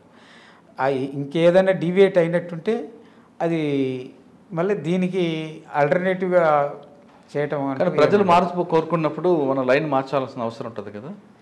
ప్రజలు ఆ లైన్లోనే, ఆ పార్టీకి సంబంధించిన లైను అది ఆ విధంగానే ఉంటుంది, అది ఆ విధంగానే ముందుకు పోతుంది అనేది అనిపిస్తుంది. కానీ దాంట్లో మనం వేరే ఆలోచించలేము. ఎందుకంటే ఈ ఇండియన్ హిస్టరీలో మనం చూసుకున్నట్టుంటే ఇటువంటి లైన్లు ఎన్నో వచ్చినాయి, ఎన్నో పోయినాయి. తర్వాత వాళ్ళు వీటి నుంచి అనుభవం తీసుకొని ఆ లైన్కు స్టిక్ అనేవి వాళ్ళు నడుస్తున్నారు. ఓకే అన్న, మీరు దాదాపు 26 సంవత్సరాల లోపల ఉన్నారు. ఇటు అమ్మా నాన్నల్ని అనురాగాన్ని దూరం చేసుకొని కుటుంబాలని త్యాగం చేస్తూ అంత జీవితం గడుపుతున్న మీకు పార్టీ అంటే మీకు ఒక అభిమానం, పీపుల్స్ కోసం పనిచేస్తున్న మీకు ఎప్పుడైనా మనసుకు తగిలిన బాధ కలిగిన సంఘటన జరిగిందా? బాధలు ఎన్నోసార్లు కలిగినాయి సార్. ఒక్కటే చెప్పగలరా? అంటే మీకు తల్లిదండ్రులు వాళ్ళు కాదు, నాకు ప్రజలే అనుకొని వెళ్ళారు మీరు. కానీ మనిషికి ఒక మనసు ఉంటుంది, ఆ మనసుకు ఒక చిన్న ఎప్పుడో ఒక రోజు బాధపెట్టిన సంఘటన ఇంటి అంటే కుటుంబం వైపు నుంచి కానీ పార్టీ వైపు నుంచి కానీ? కొన్నిసార్లు పార్టీలో సమస్యలు ఎదుర్కొన్నప్పుడు ఇటువంటి ఎక్కువ మనకు ముందుకు వస్తూ ఉంటాయి. ఒకవైపు నుంచి మనం తప్పుల్ని గుర్తించడం కాకుండా తప్పుల్ని డిఫెన్స్ చేస్తూ మాట్లాడటం, అందరి విమర్శలు సవాళ్ళని ఎదుర్కొంటూ ఈ నిలబడటం అనేది ఒక ముఖ్యమైన సమస్య అండి. ఈ ఎప్పుడైతే మనకు ఎదురవుతూ ఉంటాయో మన సెన్సిటివ్ మైండ్కు ఇవి చాలా ఒక దెబ్బలాగా గురి అవుతాయి. అటువంటప్పుడు మన కుటుంబాలు ఇవన్నీ కూడా గుర్తొస్తాయి. అక్కడ మనం ఎంత మంచిగా ఉండేవాళ్ళము, ఇక్కడికి వచ్చి ఇవన్నీ ఎదుర్కొంటున్నాము, అనవసరంగా మనం బదనాం అవుతున్నాము, మనం ఏ తప్పు చేయలేదు అయినా కొన్ని అనుభవించాల్సి వస్తుంది అనే దానికి అట్లా ఎన్నోసార్లు మానసిక వేదనకు గురైన పరిస్థితులు కల్పిస్తుంటాయి. అట్లా నేను ఎన్నోసార్లు మానసిక ఒత్తిడికి చాలా గురయ్యాను. మీరు అటువంటి ఒత్తిడి గురైనప్పుడు మీరు ఇందాక చెప్తున్నట్లుగా ఎందుకు వచ్చామరా వీళ్ళ కోసం వచ్చాం, ఎంత కష్టపడుతున్నాం అన్న ఫీలింగ్ వచ్చినప్పుడు మీకు ఓదార్చే వ్యక్తులు ఎవరు ఉండేవారు అక్కడ? ఓదార్చే వ్యక్తులు అంటే అది వాళ్ళకు అర్థమైతే మనం అర్థం చేయించాం కదా మేము ఇట్లా బాధపడుతున్నాం అనేది. అర్థమైనప్పుడు అర్థం చేయించే వ్యక్తులు తప్పక ఉంటారు. కానీ మనం ఆ విధంగా అర్థం ఇంకో మిగతా వాళ్ళకి అర్థం అయ్యే పరిస్థితుల్లో ఉండం కాబట్టి మనసు లోపలనే మనము మదన పడుతూ మళ్ళీ క్రమంగా రొటీన్ ప్రోగ్రాంలోకి వచ్చి దాన్ని మర్చిపోతూ మళ్ళీ ఎదురైనప్పుడు మళ్ళీ షాక్ గురవుతూ మళ్ళీ అడ్జస్ట్ అవుతూ ఇట్లా ఈ క్రమం లోపల అక్కడ గట్టిపడటం అనేది జరుగుతుంటుంది సార్. మీరు 2006 వరకు ఉన్నారు. 2004లో పీపుల్స్ వార్ అనేది మావోయిస్ట్ పార్టీగా అవతరించింది. మావోయిస్టు అనేది అక్కడి నుంచి తీసుకురాకుండా మన దగ్గర ఉన్న నాయకుల పేరు పెట్టకుండా పార్టీ మావోయిస్టుగా మారడానికి మీకు వ్యతిరేకత ఉందా? అది పార్టీ సెంట్రల్ కమిటీ నిర్ణయం కదా సార్. సెంట్రల్ కమిటీ నిర్ణయం కాబట్టి మేము కింది కమిటీలు దాన్ని ఏమి చేయలేవు. కాకపోతే అభిప్రాయాలు చెప్పవచ్చు. మీ అభిప్రాయం ఏంటండి దాని మీద? ఎందుకంటే మన దగ్గర ఆదివాసులు చాలామంది నాయకులు ఉన్నారు. అల్లూరు సీతారామ్స్ ఉన్నారు, కొమరం భీమ్ లాంటి నాయకులు ఉన్నారు, లేదంటే ఆదివాసులు జర్సా ముండా ఉన్నారు. ఇక అది సెంట్రల్ కమిటీ మొత్తం వాళ్ళ హిస్టరీ వాళ్ళు తీసుకున్నారు. కానీ మీ వ్యక్తిగతంగా మా వ్యక్తిగతంగా మాకేమంటూ అభిప్రాయం లేదండి. పార్టీ పేరు సంబంధించి పార్టీ తీసుకున్న డిసిజన్ కాబట్టి ఆ రోజు మేము పార్టీలో ఉన్నాం. ఈ రోజు అయితే మేము ఆ సమస్య లేదు. ఆ రోజు పార్టీలో తీసుకున్న డిసిజన్ కాబట్టి. మీకు ఎప్పుడు తెలిసిందండి నిర్ణయం? మేము తర్వాత వాళ్ళు మీటింగ్ అయిపోయి బయట పబ్లిక్లోకి వచ్చినప్పుడే కానీ మావోయిస్ట్ పార్టీ ఏర్పడింది అనేది పబ్లిక్ స్టేట్మెంట్ వచ్చింది. మేము రేడియో ద్వారా. మీకు ఇక్కడ నుంచి రావడానికి సమయం ఎంత పడుతుంటుందండి? అంటే రేడియో కాకుండా పేపర్లు రావాలంటే? పేపర్లు అంటూ అక్కడ సాధ్యం కాదు. కమ్యూనికేషన్స్ అంటే అక్కడ రేడియోస్, రేడియో న్యూస్ అవే మెయిన్ కమ్యూనికేషన్. ప్రతి మనిషికి ఒత్తిడిని తగ్గించుకోవడానికి ఏదో ఒక వినోదం కావాల్సి వస్తుంది. మరి మీకు వినోదం అనేది ఏముంటుంది అక్కడ? అక్కడ వినోదం అంటూ అంటే కల్చరల్ ప్రోగ్రామ్స్, ఆదివాసులతో పెట్టుకునే cultural programmes, party cultural programmes, ఇవే కల్చరల్ ప్రోగ్రామ్స్, అవే వినోదం. 26 సంవత్సరాల లోపల ఉన్నప్పుడు మరి పోలీసులు మీ మీద ఎందుకు ఎక్కువగా ఫోకస్ చేశారు? మీరు ఎలాంటి దాడులు చేయకపోయినా సరే పార్టీలో పనిచేసాం కాబట్టి ఆల్రెడీ టార్గెట్ అవుతాం కదండి. అది సాధ్యం. ఎప్పుడు మీ మీద కేసులు నమోదయ్యండి? మేము అరెస్ట్ అయిన తర్వాత ఎప్పుడు జరిగిన ఘటనలన్నీ కూడా మేము అరెస్ట్ అయిన తర్వాత పెట్టిండ్రు. అంటే మీరు ఎందుకు అరెస్ట్ అవ్వాల్సి వచ్చింది? అంత ఈజీగా దొరకరా మీరు? ఈజీగా ఏం కాదు. అక్కడ మేము ఒక కొత్త ప్రాంతంలోకి విషయాలను తెలుసుకుందామని వెళ్ళాము. ఎక్కడ? అక్కడ రాయ్పూర్ ఏరియాలో. అక్కడికి వెళ్ళినప్పుడు వాళ్ళకు తెలియదు, మేమంటూ ఏంటిదో తెలియదు, మేము కూడా చెప్పుకోలేదు. వాళ్ళు మమ్మల్ని ఇటు నక్సలైట్లు అనుకోలేదు, అటు దొంగలు అనుకోలేదు. మీరు కవర్ ఏంటి అక్కడ? అక్కడ మేము మామూలుగా ఎన్జిఓస్ లాగా ఉన్నాము. ఆల్రెడీ ఆ ఏరియా రాయ్పూరా ఓల్డ్ రాయ్పూరా? రాయ్పూర్ చుట్టుపక్కల ప్రాంతాలు. ఆల్రెడీ ఆ ఏరియాలో కొన్ని ఫేక్ ముఠాలు కలిసి వసూలు చేస్తుంటారు. ఆ వాళ్ళుగా మమ్మల్ని అనుకున్నారు. ఆ వసూళ్ళ ముఠాల్లాగానే మమ్మల్ని అర్థం చేసుకొని ఆ వాళ్ళు పోలీస్ ఇన్ఫర్మేషన్ ఇచ్చి మమ్మల్ని అరెస్టు. అంటే మీతో పాటు ఎవరెవరు ఉన్నారు అరెస్ట్ అయినప్పుడు? మాతో పాటు ఇంకా ఇద్దరు, నేను నాతో పాటు ఇంకో ఇద్దరు, ముగ్గురం ఉన్నాము. వాళ్ళిద్దరు ఛత్తీస్గఢ్ అబ్బాయిలు. వాళ్ళిద్దరూ 2.5 సంవత్సరాల్లోనే రాయ్పూర్ జైలు నుంచి విడుదలయ్యి. మీ మీద మీరు అరెస్ట్ అయ్యే టైంకి మీ మీద రివార్డ్ ఎంత ఉందండి? మా మీద అరెస్ట్ అయ్యే టైంకు 12 లక్షలండి. పోలీసులు ఆశ్చర్యపోయారా మీరు ఈజీగా దొరికారు? 12 లక్షల రివార్డు వాళ్ళు మంచిగా ఎంజాయ్ చేసుకున్నారు. మీరు గోపన్న అనే విషయం వాళ్ళకి తెలియదు కదా, ఎవరో ముఠా అనుకుని ఉంటారు. ముఠా అనుకున్నారు. తర్వాత వాళ్ళు అధికారులు అవంతా ఫొటోస్ ఉన్నాయి కాబట్టి ఆ తర్వాత దానికి ముందే మేము కూడా చెప్పాం కదండి, ఫలానా నాయకుడు మేము పార్టీ వాళ్ళము, మేము ప్రెస్ మీటింగ్ ఇచ్చాం కదా. అరెస్ట్ అయిన 5 గంటల తర్వాతనే మేము ప్రెస్ మీటింగ్ చేసినాం రాయ్పూర్లో. ప్రెస్ మీటింగ్ చేసి ప్రెస్కు అన్ని విషయాలు క్లియర్గా చెప్పాం. ఆ తర్వాత ప్రపంచానికి అర్థమైంది. పోలీసులు ఏమన్నారండి? ఛత్తీస్గఢ్ పోలీసులు ముందు చంపే ప్రయత్నం చేసిరు మమ్మల్ని. ఆ తర్వాత మేము దాన్ని అడ్డుకుంటూ మమ్మల్ని కోర్టుకు సరెండర్ చేయాలని చెప్పేసి వాళ్ళ మీద ఒత్తిడి చేసడానికి మేము చాలా తీవ్ర ప్రయత్నం చేసినాం. అప్పట్లో ఛత్తీస్గఢ్లో ఒక ఎన్కౌంటర్ స్పెషలిస్ట్ ఉండేవారు, మీకు ఎదురయ్యారా ఎప్పుడైనా? అవి లోకల్గా ఉండేవాళ్ళు ఎన్కౌంటర్ స్పెషలిస్ట్స్. లోకల్గా అక్కడక్కడ కొన్ని ఏరియాలో ఈ గడ్చిరోలి ఇటు బార్డర్ వైపు. పేర్లండి వాళ్ళ పేరు ఏంటిదో కానీ అటు ఛత్తీస్గఢ్ మెయిన్ కొన్ని లోకల్ ఏరియాలలో ఉండేవారు. ఒక్కరంటూ ఏం లేదు కానీ అంటే అరెస్ట్ చేసిన తర్వాత మీకు ఎన్కౌంటర్ చేద్దాం ప్లాన్ చేశారు? ప్లాన్ చేసిర్రు. మేము ఒత్తిడి చేయటం కూడా చేసినాం. మమ్మల్ని కోర్టుకు సరెండర్ చేయండి, ఎందుకు మమ్మల్ని సీక్రెట్గా పెడుతున్నారు. దాంతో మేము ప్రెస్ మీటింగ్ కావాలని మేము డిమాండ్ చేసినాం. పై అధికారులతో కూడా వాళ్ళు వచ్చినప్పుడు ఒత్తిడి చేసినాం. ఆ తర్వాత వాళ్ళు దానికి పర్మిషన్ ఇచ్చారు మాకు. మీ మీద ఏ కేసులు పెట్టారండి? మా మీద ఆ ఏరియాలో దక్షిణ బస్తర్లో జరిగిన కేసులు, అక్కడక్కడ ఆ మిగతా ఏరియాలో జరిగిన కేసులన్నీ కూడా కలిపి కేసులు పెట్టారండి. కొన్ని చేసిన దాడులు, ఫైరింగ్లు, ఇన్ఫార్మర్ల ఘటనలు, మర్డర్లు, ఇటువంటివన్నీ చాలా. అంటే మీరు ఫైరింగ్ మీరు చేశారా, లేదంటే అది జరిగింది ఇట్లా మీ పేరు? అవి ఎక్కడ జరిగినా కూడా ఇక మా పేర్లు తెలుసు కాబట్టి ఆల్రెడీగా స్టేట్కు మా పేర్లు నోటెడ్ కాబట్టి ఎక్కడ జరిగినా పెట్టడం అనేది ఉంటుంది వాళ్ళ లోపల స్టైల్.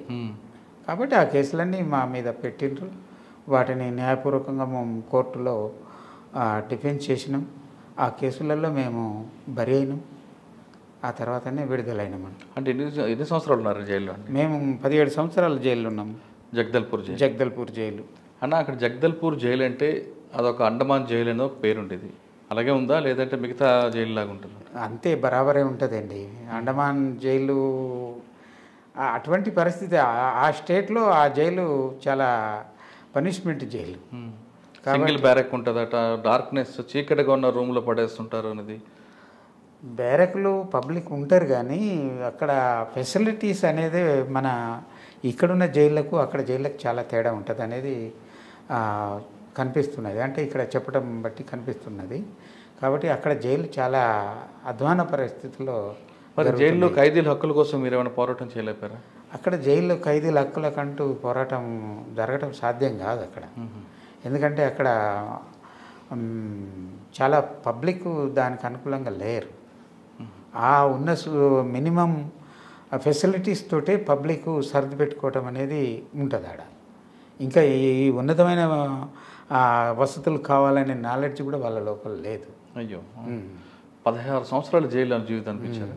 ఎప్పుడైనా అనిపించిందా ఒకసారి అమ్మా నాన్న చూద్దాం, లేదా అన్నను చూద్దాం, తమ్ముడిని చూద్దాం? చాలా అనిపించింది, అమ్మా నాన్నని చూడాలని అనిపించింది. కానీ అక్కడ పరిస్థితులు ఏంటి అంటే కోర్టులు పర్మిషన్ ఇవ్వవు. అక్కడ కోర్టుకు సంబంధించింది కూడా ములాఖతులు ఉండవా? చాలా ఖర్చుతోటి కూడుకున్న పని. కోర్టులు అంటే మనకు ఒక అనుకున్న విషయం కోర్టులో పర్మిషన్ రావాలంటే ఫీజులు కూడా చాలా ఓవర్గా ఉంటాయి సార్. అక్కడ ఫీజులు, లేటు, తర్వాత మనకు అటువంటి సౌకర్యాలు అనేవి ఉండవు. కానీ మీ విడుదలలో మీ తమ్ముడు బాగా కృషి చేసినట్లున్నారు కదా? మా తమ్ముడు బాగా తీవ్ర ప్రయత్నం చేసి మేము ఈరోజు మీ ముందు కూర్చొని ఉండటానికి 100% అతడు చేసిన కృషి అండి. అంటే ఏ విధంగా కృషి పడ్డాను చేశారని కష్టం అండి? అతను ముఖ్యంగా తన పనులు వదిలిపెట్టుకొని మా పనుల కోసము, తన కుటుంబ పనులు కూడా పక్కకు పెట్టుకొని మా పనుల కోసము దాదాపు అతను టైంలో హాఫ్ టైం కన్నా ఎక్కువ టైం మాకే కేటాయించిండండి. తను చేసిన ఒక హార్డ్ వర్క్ ద్వారానే మేము ఈరోజు మళ్ళీ బయట ప్రపంచం చూడటానికి ముఖ్యమైన కారణం. మీరు బయటకు వచ్చిన తర్వాత మరొకసారి పోలీసులు మిమ్మల్ని నిర్బంధించడం కానీ, లేదంటే ట్రాప్ చేయడం కానీ, లేదా పార్టీ ఏమైనా మరి మీరు ఒకసారి ఆహ్వానం పలికిందా? పోలీసులకు సంబంధించింది మేము ఆల్రెడీగా జైలు శిక్ష అనుభవించి వచ్చినాం. జైల్లో ఒక మర్డర్కి మేము శిక్ష పడలేదు, కానీ శిక్ష పడిన దానికన్నా ఎక్కువగా జైలు జీవితం అనుభవించి వచ్చాము. కాబట్టి మేము మళ్ళీ ఇప్పుడు దానికి దూరంగానే ఉన్నాం. కాబట్టి మాకు అటువంటి సమస్య ఏమి ఎదురుగాలేదు. మేము వచ్చి కూడా కొత్తగానే కాబట్టి ఇంకా మేము పరిస్థితులు ఇక్కడ అర్థం చేసుకుంటున్నాము ఏంటి అనేది. కాబట్టి అటువంటి పార్టీ నుంచి కూడా మాకేం సంబంధం లేదు కదా సార్. మేమంతా మామూలు మా జీవితం మేము. మీరు అరెస్ట్ పార్టీ ఖండించిందా? పార్టీ అరెస్ట్ అయినప్పుడు దాదాపు అది అందరికి ఖండిస్తారు, మమ్మల్ని కూడా ఖండించారు. పార్టీ నుంచి బయటకు వచ్చారు, జైలు జీవితం అనిపించారు, బయటకు వచ్చారు, ఇప్పుడు జనజీవన స్రవంతిలో కలిశారు. సాధారణంగా మాజీలందరూ కూడా బయటకు వచ్చిన తర్వాత అంటే మాజీలు కానీ అరెస్ట్ అయినది కానీ కొన్ని సెటిల్మెంట్లు చేసుకుంటూ కొంతమంది ఉంటారు, కొంతమంది ఇంకా ప్రజల కోసం పోరాటం చేస్తూ పేద ప్రజల కోసం అదే బాటలో అదే దీంట్లో వెళ్ళాలని ఆలోచిస్తుంటారు. ఈ రెండిట్లో మీరు ఏది ఎంచుకుంటారు?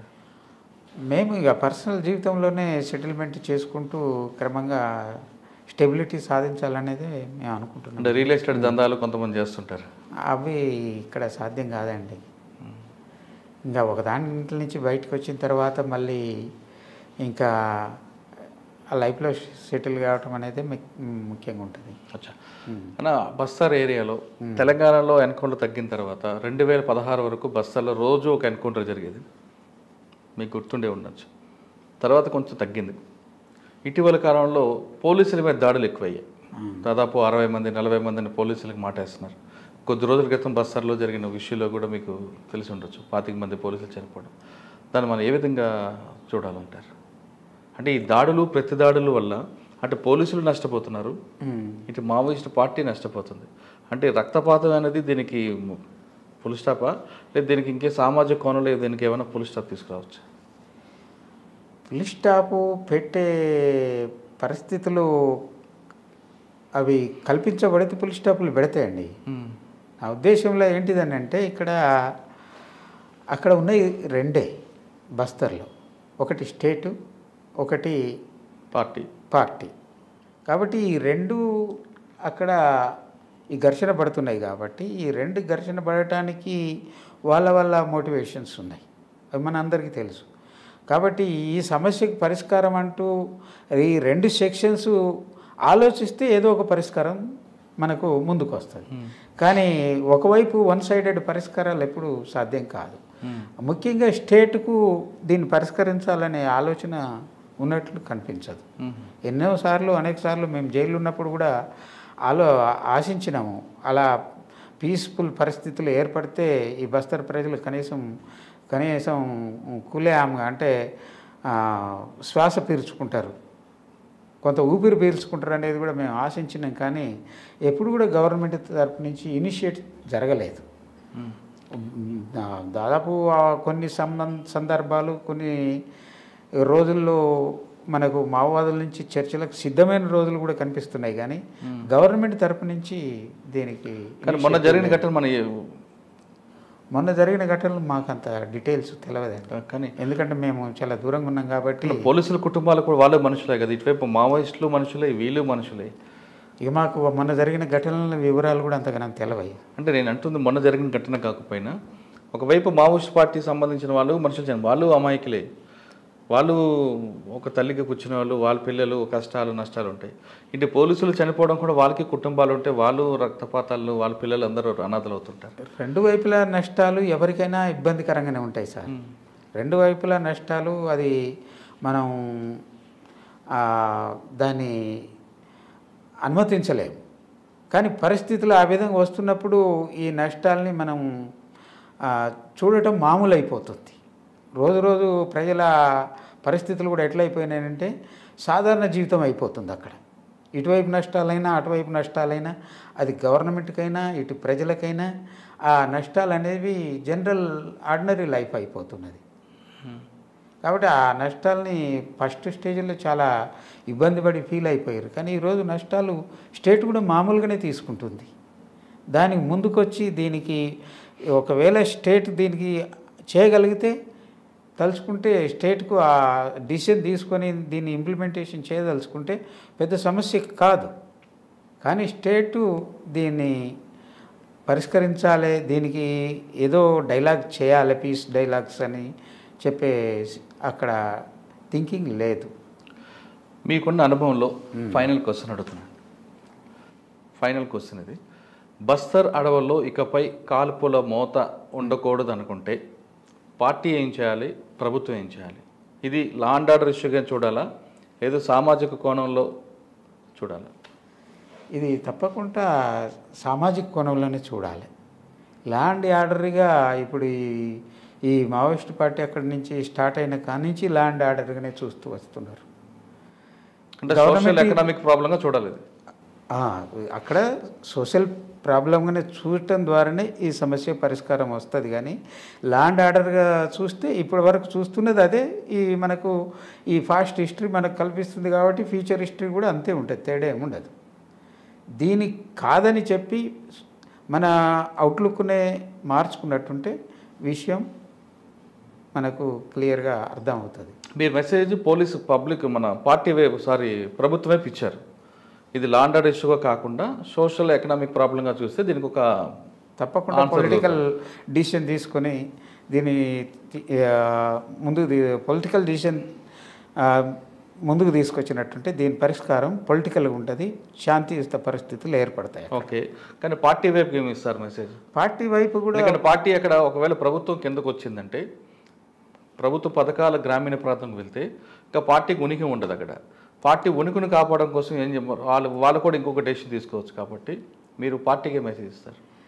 ఇప్పుడు ఈ గ్యాప్లో నాకు అంత విషయం అప్డేట్ లేదు కానీ సార్, నేనున్నంత వరకు తీసుకున్న డిసిషన్లో పార్టీ ఎప్పుడు ఈ శాంతి చర్చలకు వ్యతిరేకం కాదు. శాంతి చర్చలు పార్టీలో అదొక పాలసీనే, అది దానికి సిద్ధమే పార్టీ. నేనున్నంత వరకు పార్టీ పాలసీలో దానికి భిన్నంగా ఒపీనియన్స్ ఎప్పుడు రాలేదు. బహుశా నేను అనుకోవటం ఇప్పుడు కూడా ఆ పాలసీకి భిన్నంగా మరో పాలసీ లేదు. కావాల్సింది గవర్నమెంట్ తరపు నుంచి ఇనిషియేటివ్ కావటం, గవర్నమెంట్ వాళ్ళని ఇన్వైట్ చేయటం. రైట్. బస్తర్లో ఇకపై కాల్పుల మోత ఉండకూడదు అనుకుంటే ఖచ్చితంగా ప్రభుత్వం కిందకు రావాలి. ఇది కేవలం లా అండ్ ఆర్డర్ సమస్యగా కాకుండా సోషల్ ఎకనామిక్ ప్రాబ్లంగా చూసి సామాజిక కోణంలో కిందకు వెళ్ళి ఆదివాసులకు ఏం కావాలో వాళ్ళకి అభివృద్ధికి దూరంగా వెళ్లకుండా వాళ్ళకి అభివృద్ధి కార్యక్రమాలు చేపట్టి, అంతేకాకుండా అడవిలో ఉన్న నిరుద్యోగులకి యువకులకి వాళ్ళకి ఉపాధి కల్పించి ఉపాధి అవకాశాలు పెంచితే ఖచ్చితంగా ఈ సమస్యకు పరిష్కారం దొరుకుతుంది అంటున్నారు గోపన్న ఆలియాస్ సత్యవన్న. ఆయనకున్న అనుభవంలో తీసుకుంటే ఇది ప్రభుత్వం ఎంతకైనా తెగి ఇది కేవలం లా అండ్ ఆర్డర్గా తీసుకొని మావోయిస్టు పార్టీలను కొట్టడం, వాళ్ళని హింసించడం, ఎన్కౌంటర్ కాకుండా ఆదివాసీలని ప్రభుత్వం వైపు తిప్పుకునేలాగా ఆదివాసీల మనసులు ప్రభుత్వం ఉండేలా చేసుకుంటే ఖచ్చితంగా దీనికి సమస్యకు పరిష్కారం దొరుకుతుంది.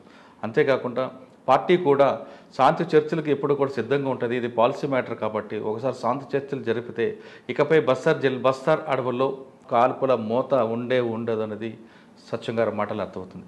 ఇది ఈ వారం గోపన్న ఆలియా సత్యవన్నతో ఎక్స్క్లూజివ్ ఇంటర్వ్యూ. మరి ముఖ్యంగా చెప్పాలంటే మాజీ నక్సలైట్లని ప్రోత్సహించడం వెనక ప్రభుత్వాల మీద వ్యతిరేకత కాదు, కానీ అప్పుడున్న పరిస్థితులు ఏంటి, ఆ పరిస్థితుల ప్రభావంతో వాళ్ళు ఎందుకు వెళ్ళారు, ఇప్పుడు అలాంటి పరిస్థితులు ఎదురైతే ప్రభుత్వాలు ఏం చేయాలనే ఉద్దేశంతోనే ఈ కార్యక్రమం తప్ప వాళ్ళని అటువైపు ప్రోత్సహించాలనే ఉద్దేశంతో మాత్రం ఇందులో ఇంటర్వ్యూలో ఎలాంటి సారాంశం లేదు. ఇది వారం సత్యవన్న ఆలియాస్ గోపన్న ఎక్స్క్లూజివ్ ఇంటర్వ్యూ. వచ్చే వారం మరో గెస్ట్లో మళ్ళీ కలుద్దాం. అంతవరకు నమస్కారం. సత్యవన్న నమస్తే అన్న. నమస్తే సార్. చెప్పాలంటే మాకు ఈ అవకాశాన్ని కల్పించి మా మనసులో ఉన్న అభిప్రాయాల్ని ప్రజల వద్దకు చేర్పించే మా యొక్క ఈ సువకాశాన్ని కల్పించినందుకు మీకు, మీ మీడియాకు, మీ ఛానల్కు అందరికీ అభినందనలు అన్న. మీకు చాలా ప్రత్యేకంగా చెప్పాలంటే మీకే కాదు, అడవిలో ఉన్న అందరూ కూడా మీరు చేసిన త్యాగాలు, మీరు చేసినవన్నీ కూడా మర్చిపోను, తరతరాలు గుర్తుపెట్టుకుంటాయి. మీరు ఆ విధంగా త్యాగాలు చేపట్టే ప్రభుత్వాలు ఈరోజు గ్రామీణ ప్రాంతానికి వెళ్తున్నాయంటే, ఇంత అభివృద్ధి జరుగుతుందంటే మీరు చేసిన త్యాగాలే. దాన్ని ఎవరు కాదంటారు. మేము ఎప్పుడు కూడా మీ వెనకే ఉంటాం. ధన్యవాదాలు.